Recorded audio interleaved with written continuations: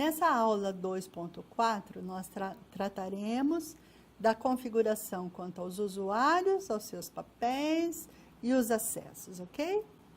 Então, vamos lá. Na configuração, painel de controle, assim como vimos nas aulas anteriores, eu chego aqui, usuários e papéis, como é que eu configuro usuários, ok? O que eu tenho que configurar neste... Qual o menuzinho que eu tenho de configuração? Os usuários, os seus papéis e as opções de acesso ao site. Acho que aqui estão as principais modificações da versão 3. Eu gostei bastante dessas opções que nós vamos ver aqui em seguida. Então, vamos lá. Aqui, quando eu entro em papéis, eu tenho a lista dos papéis. Eu tenho a opção de buscar, fazer uma busca, e tenho aqui a opção de incluir papel, ok? Então, na opção de buscar, eu posso buscar tudo que está vinculado em todas as etapas de fluxo de trabalho. Por exemplo, eu quero fazer uma busca dentro do fluxo de avaliação. Eu quero fazer uma busca somente no fluxo de editoração ou da submissão. E em que níveis de permissão? Eu também tenho a opção de fazer essa pesquisa aqui, ok? Para incluir usuário. Se eu quero incluir uma pessoa, eu tenho a função aqui. Então, eu tenho aqui aquele formulário de cadastro. É exatamente o mesmo formulário com todos os campos, ok? Usuários e papéis. Então, os papéis dos usuários, naquela tela anterior, nós vimos a lista dos usuários. Então, todos os usuários dessa revista estão listados lá com todas as categorias a que eles pertencem, todas as configurações. O mais importante de nós entendermos, e o que é novidade no JS3, é essa tabela aqui. Então, veja bem, nessa tabela eu tenho aqui a lista dos nomes dos papéis que já vêm por default. Eles já vêm configurados com esses papéis. A abreviatura desses papéis, em qual fluxo que as pessoas que estão nessa categoria ou neste papel vão entrar ou vão ter acesso ao sistema, em qual fluxo? Da submissão, da avaliação, da edição de texto ou da editoração. Então, eu posso dar a este papel o acesso às funções, aos fluxos que eu marcar aqui, tá certo? Então, o editor da revista, ele tem acesso a todos os fluxos. O editor de produção, por exemplo, que é o editor que vai trabalhar com o conteúdo do texto. Então, esse editor de produção, chamado assim nesse sistema, vai ter acesso quando o artigo chegar nesses fluxos. Então, esse editor não vai ter acesso ao fluxo de submissão, não vai ter acesso ao fluxo de avaliação, entenderam? Então, nessa tabela você configura os papéis, aqui tem a abreviação, e em quais fluxos esses papéis vão ter acesso. E aí você depois inclui as pessoas dentro desses papéis, tá certo? Então, você pode incluir papéis aqui. Então, digamos, nessa lista, nós não tínhamos, quando baixamos o programa, o papel de bibliotecário, por exemplo.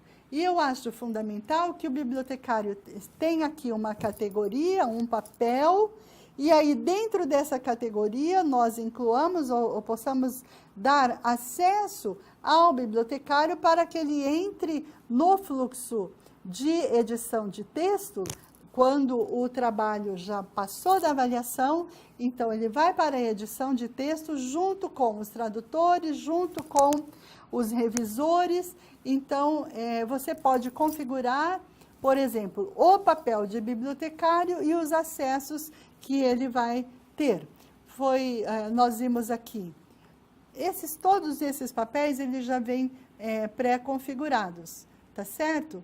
E com as opções. Então, nós vamos fazer durante a aula diversas simulações e vamos poder mexer nessa tabela e estudarmos como nós podemos enxugar de algumas coisas aqui que nós não utilizamos e deixarmos nessa tabela as funções que a nossa revista utiliza.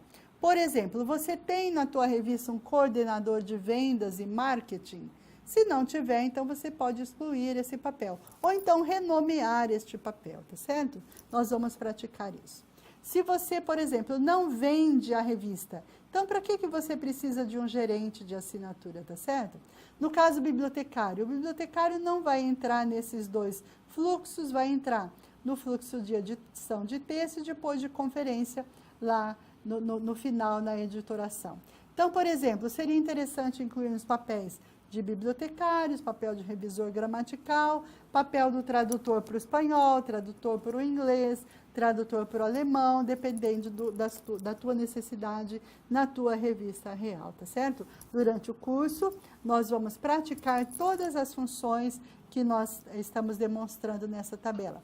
Inclusive, como incluir o papel. Então, você coloca aqui o nome, qual é a permissão que você vai dar, por exemplo, que nível de permissão você vai dar para esse papel que você está criando.